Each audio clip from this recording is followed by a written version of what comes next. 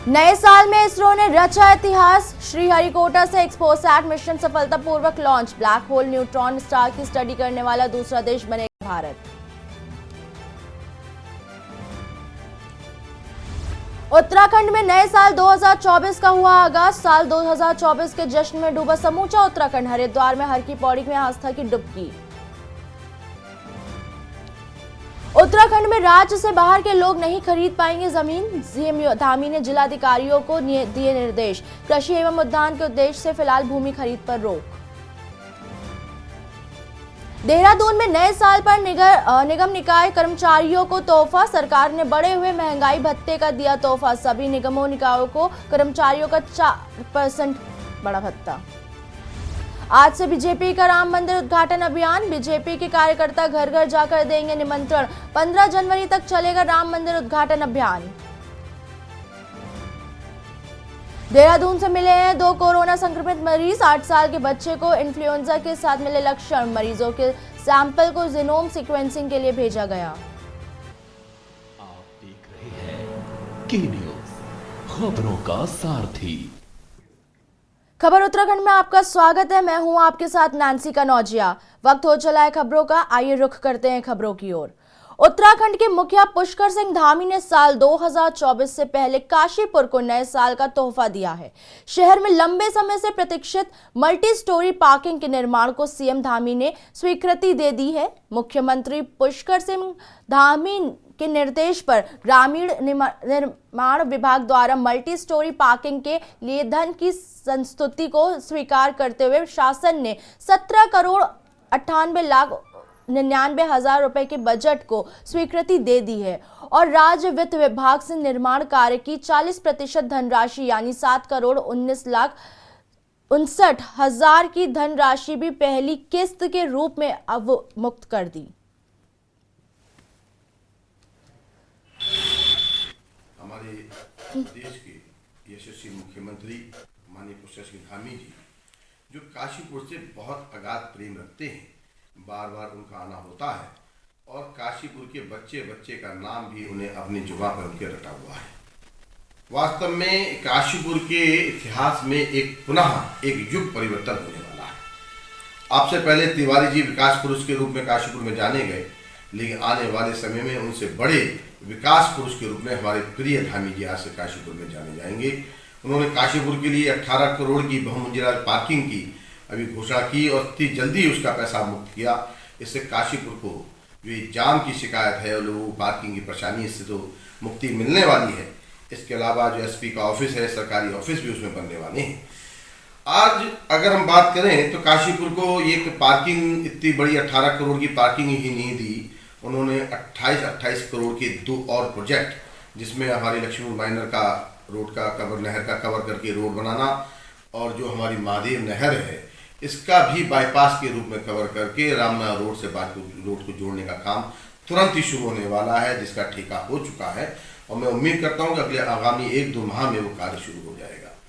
इसके अलावा काशीपुर में इतना बड़ा आप देखिए इंडस्ट्रियल डेवलपमेंट होने वाला, आईटीसी का 5,000 करोड़ का इन्वेस्टमेंट नेपा जो कि काशीपुर के पास हेमपुर के पास जगह है उसमें आने वाला है। और बहुत बड़ी एक खुशखबरी काशीपुर वालों के लिए है कि अलीगंज रोड पर जो नेपा की 1000 एकड़ जमीन पड़ी थी उसमें भी बिरला टेक्सटाइल एक अपना बहुत बड़ा प्रोजेक्ट यहाँ पर लेके आने वाला। नए वर्ष 2024 की शुरुआत हो गई है। इस वर्ष भगवान श्री राम भी अपने भव्य मंदिर में विराजमान होने वाले हैं। 22 जनवरी को प्रधानमंत्री नरेंद्र मोदी द्वारा अयोध्या में श्री राम मंदिर का उद्घाटन किया जाएगा, मगर विपक्ष राम मंदिर उद्घाटन को लेकर केंद्र सरकार को घेरने का कार्य कर रहा है। गुजर नेता और पूर्व सांसद अवतार सिंह भड़ाना ने राम मंदिर मामले में विपक्ष को राजनीति न करने की सलाह दी और कहा, ये हमारे लिए गर्व की बात है कि 500 साल बाद हमारा सपना पूरा हो रहा है और अयोध्या में भगवान श्री राम का भव्य मंदिर और दिव्य बन रहा है।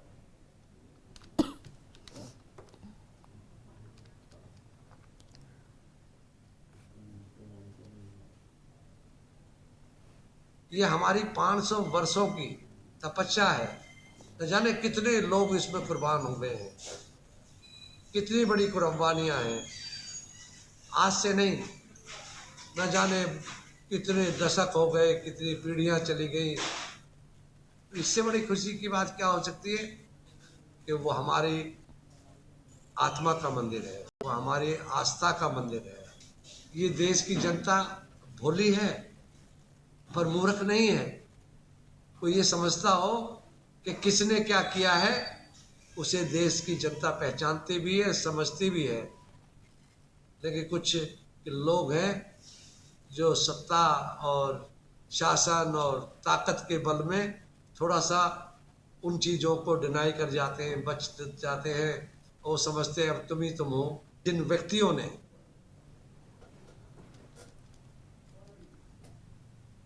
रुड़की के गुरुकुल नारसन पहुंचे पूर्व सांसद अवतार सिंह भड़ाना का गुर्जर समाज के लोगों ने देवेंद्र टिकोला के नेतृत्व में फूल मालाओं और ढोल नगाड़ों के साथ जोरदार स्वागत किया गया। इस दौरान अवतार सिंह भड़ाना ने कहा कि आज हिंदू धर्म पर गर्व है, जिन्हें अयोध्या में लंबे समय के बाद 22 जनवरी को ऐतिहासिक दिन देखने को मिलेगा, जहां पूरा देश रामलला के दर्शन करेंगे। उन्होंने कहा कि अभी वे किस पार्टी से और कहां से लोकसभा चुनाव लड़ेंगे ये तय नहीं है। उनके चाहने वाले पंजाब से लेकर कश्मीर, उत्तराखंड, यूपी और कन्याकुमारी तक मौजूद हैं। उन्हें लोगों को हमेशा भरपूर प्यार और समर्थन मिलता रहा है। किसान का बेटा हूं और किसान के दर्द को समझता हूं। मेरे मन में उसके दर्द को लेके जब भी किसानों को इशू होता है उसे उठाता हूं। कई बार मैं पार्टी दलों से ऊपर उठ जाता हूं। किसानों का जब मुद्दा था, जब हजारों लोग हमारे बेघर हो गए थे, हमारे लोग शहादत दे दी थी, उस वक्त भी मैंने माननीय मोदी जी को मैंने यही प्रार्थना की थी कि मोदी जी आप अपने मन की बात सारे देश के लोगों को कहते हैं, अपने मन की बात। इन किसानों के मन की बात भी अगर 2 मिनट सुन लेंगे तो कोई हर्ज नहीं है। मैं माननीय योगी जी का मेरा काफी 17 वर्ष का साथ रहा है। मैं उनके साथ उस पार्लियामेंट में, लोकसभा में रहा हूँ। उनसे भी बड़ी उम्मीदें लगी हैं उत्तर प्रदेश के लोगों की, हम सबकी। मैं चाहूंगा कि उनका सबका आशीर्वाद मिलेगा। हम इस देश को और इस राजनीति को अच्छे ढंग से देश के हित में आगे बढ़ाएंगे। खबर उत्तरकाशी के बड़कोट से है, जहां बुद्धि सिंह रावत इंटर कॉलेज बड़कोट में यमुनोत्री विधायक संजय डोभाल ने द्वीप प्रज्वलित कर 21वीं राज्य स्तरीय सब जूनियर बालक बालिका कबड्डी प्रतियोगिता का विधिवत रूप से उद्घाटन किया। अतिथियों व प्रतिभागियों के स्वागत के लिए रवैये की संस्कृति में कार्यक्रम किए गए। अलग अलग 11 जिलों में आए प्रतिभागियों ने कबड्डी में प्रतिभाग किया। इस राज्य स्तरीय कबड्डी प्रतियोगिता को करवाने में फेडरेशन के अध्यक्ष व समाज सेवी विनोद ढोबाल की अहम भूमिका रही है। अलग अलग जिलों से आए कबड्डी फेडरेशन के अध्यक्षों का भी सम्मान किया गया।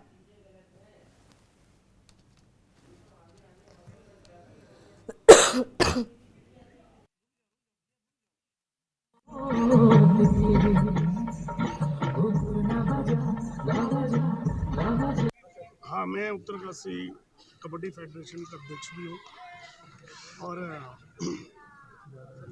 मेरी जो समाज के प्रति जिम्मेदारी है, जो मेरी रवाई घाटी की संस्कृति है, इसके चलते हुए मेरे मन में विचार आया क्यों ना मैं जो कबड्डी के जो फाइनल होने हैं अपने जो गृह जनपद है उत्तरकाशी और जो मेरा गृह क्षेत्र है बड़कोट, उसमें कराऊँ, ताकि जो यहाँ के युवा हैं उन्हें प्रेरणा मिले खेल कूद के प्रति। क्योंकि हमारे पहाड़ी के बच्चों का एक्सपोजर नहीं होता है, तो जिस वजह से वो पीछे रहते हैं। उनमें टैलेंट होता है लेकिन एक्सपोजर नहीं होता है अपने टैलेंट को निखारने के लिए। तो मेरे उनके लिए एक प्रयास है कि हो सकता है कल मेरे गृह क्षेत्र से कोई लड़का जो है खेल में, कबड्डी में नेशनल खेले तो मिलने बड़ा सुकून का दिन होगा।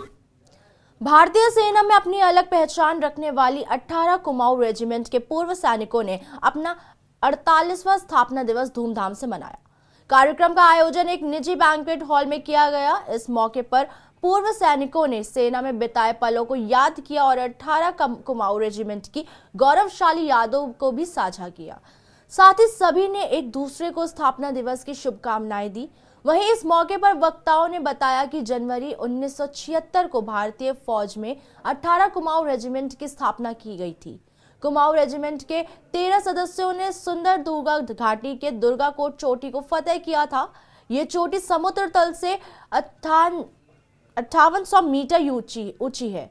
सेना को किसी भी टुकड़ी ने पहली बार बड़ा चढ़ाई करने में सफलता हासिल की थी। कुमाऊं रेजिमेंट के पर्वतारोही दल ने विपरीत परिस्थितियों का सामना करते हुए इस चोटी पर चढ़ाई की और फतेह हासिल की। वहीं स्थापना दिवस के मौके पर पूर्व सैनिकों ने क्या कहा, आप सुनिए।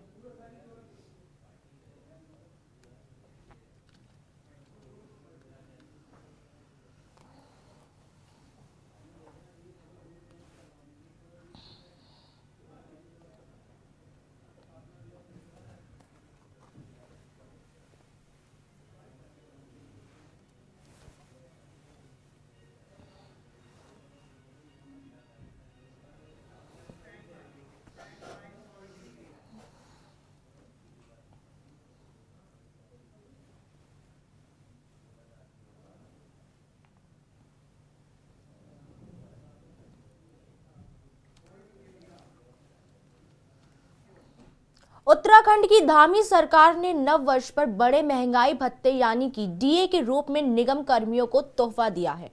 सरकार ने वर्ष 2023 के अंतिम दिन डीए बढ़ाने का आदेश जारी किया। आदेश अनुसार सार्वजनिक उपक्रमों एवं निगमों के प्रशासनिक विभागों में कार्यरत कर्मचारियों को बड़े डीए का लाभ 1 जुलाई 2022 और 1 जनवरी 2023 से मिलेगा। सचिव विनय शंकर पांडे की ओर से जारी आदेशों का लाभ 5वें 6ठे वेतनमान के साथ ही 7वें पुनरीक्षित वेतनमान का लाभ ले रहे हैं कर्मचारियों को भी मिलेगा। आदेश के अनुसार 7वें पुनरीक्षित वेतनमान का लाभ ले रहे कर्मियों का डीए 38 से 42 किया गया है। 5वें वेतनमान का लाभ ले रहे कर्मियों को डीए 2012 से 2021 किया गया। 6ठा वेतनमान ले रहे कर्मियों का डीए 396 से 412 किया गया। 6ठा वेतनमान ले रहे जिन कर्मियों को जुलाई 2022 से भत्ता मिल रहा है उनका डीए 203 से 212 किया गया।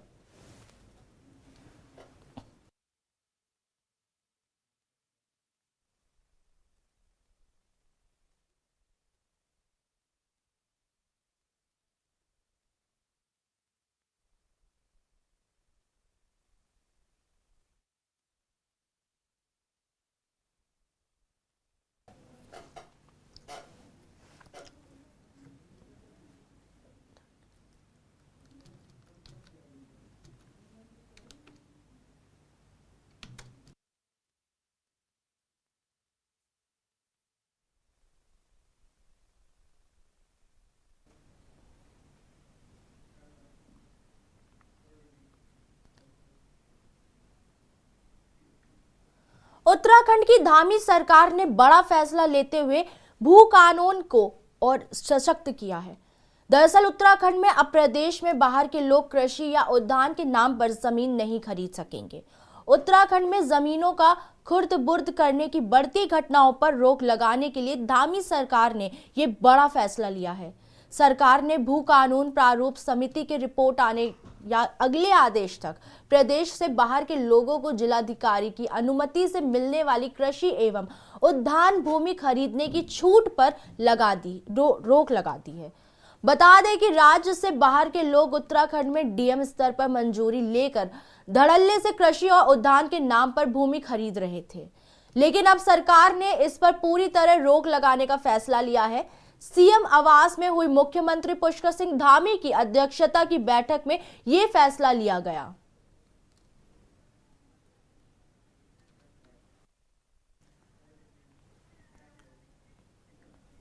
उत्तराखंड में निकाय चुनाव का अभी अता पता नहीं है, लेकिन उत्तराखंड एक शहर में अभी से निकाय चुनाव की तैयारी जोरों पे दिखाई दे रही है।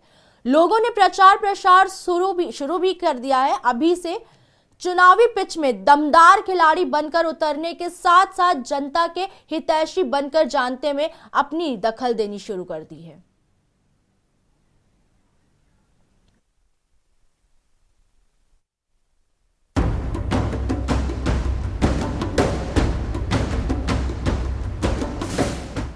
उत्तराखंड में निकाय चुनाव का समय आ चुका है, लेकिन उत्तराखंड में निकाय चुनाव का अभी कुछ भी अता पता नहीं है। अनुमान लगाया जा रहा है कि पहले लोकसभा चुनाव होने के बाद ही उत्तराखंड में निकाय चुनाव होने हैं। डबल इंजन की सरकार का गणित अभी किसी की समझ में नहीं आ रहा, इसलिए सभी राजनीतिक पार्टियों ने निकाय चुनाव की तैयारी में ढिलाई डाल दी है और दावेदारों ने अपनी अपनी रफ्तार कम कर दी है।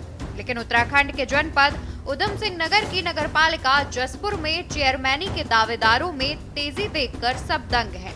जसपुर शहर को अपने प्रचार प्रसार फ्लेक्सी पोस्टरों से लपालप कर दिया गया है। क्षेत्र को दावेदारों ने चुनावी अखाड़ा बनाकर अभी से तैयार कर लिया है। दावेदारों पर पार्टी भरोसा करे या ना करे, टिकट दे या ना दे, लेकिन कुछ दावेदारों ने अपनी जीत का भी अभी से गुड़ा भाग लगा लिया है। जसपुर नगर पालिका के पूर्व चेयरमैन प्रतिनिधि हाजी राशिद हुसैन भी भारतीय जनता पार्टी से टिकट की मांग कर रहे हैं। इनकी मां मुमताज बेगम के कार्यकाल में हुए विकास कार्य को लेकर अपनी जीत का गणित लगाकर बैठ गए हैं। हालांकि हाजी राशिद हुसैन की मां मुमताज बेगम जसपुर नगर पालिका की चेयरमैन बहुजन समाज पार्टी से थी, लेकिन अब पुत्र ने भारतीय जनता पार्टी का दामन थाम लिया है। अब फिर हमारी तैयारी रहेगी चेयरमैनी की और इंशाल्लाह फिर जीत करके आएंगे। और हमारा जो मामला बहुत बढ़िया है, हमने विकास कराया है, विकास के नाम पे ही हमें जनता वोट देगी। खाली फ्लेक्सी तो लोग बागों ने बहुत लगवा रखी है, बाकी हमने कोई अपनी फ्लेक्सी अभी नहीं लगवाई है। हम दीवारों पर राज नहीं करते, दिलों पर राज करते हैं, इसलिए हमारी जसपुर की जनता बहुत खुश है और इंशाल्लाह फिर दोबारा हमें जसपुर का अध्यक्ष फिर बनाएगी।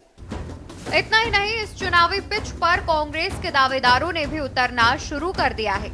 हालांकि दावेदारों की लिस्ट लंबी है, लेकिन कांग्रेस से दमदार दावेदार मोहम्मद आरिफ को माना जा रहा है, क्योंकि पिछली बार भी पार्टी ने किसी कारणवश मोहम्मद आरिफ को टिकट नहीं दिया था और कांग्रेस को हार का मुंह देखना पड़ा था।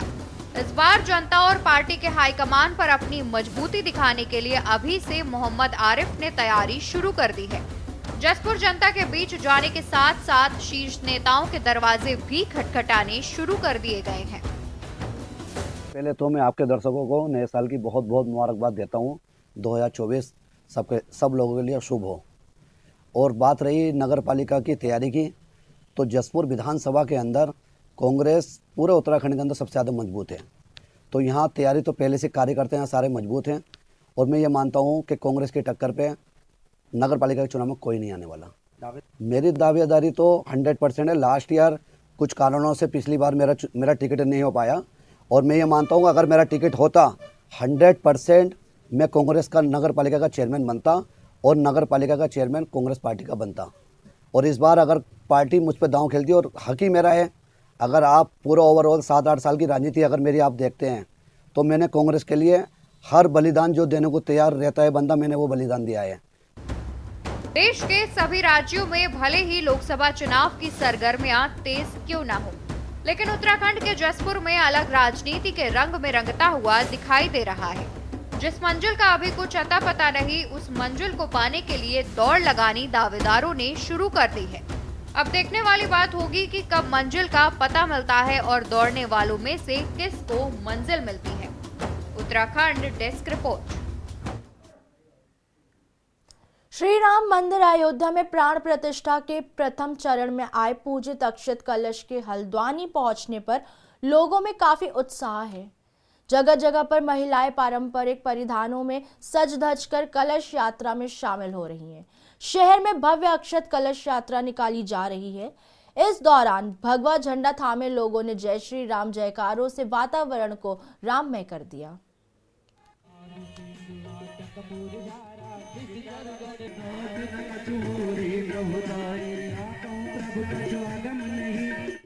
महिलाओं में बहुत ही उत्साह है, पूरे भारत में बहुत उत्साह है। 500 साल से रामलला जो है त्रिपाल के नीचे थे, अब रामलला 22 जनवरी को उनकी स्थापना हो रही है। तो इस उपलक्ष्य में जगह जगह कलश यात्राएं निकाली जा रही हैं, जिसमें महिलाएं जोर शोर से शामिल हो रही हैं और कहीं जय श्री राम के उद्घोष लग रहे हैं, कहीं भजन हो रहे हैं और हम लोगों में बहुत खुशी है, सब लोग बहुत खुश हैं। हमारी महिलाओं में काफ़ी उत्साह है। इन लोगों ने बढ़ चढ़ के हिस्सा ले रखा है।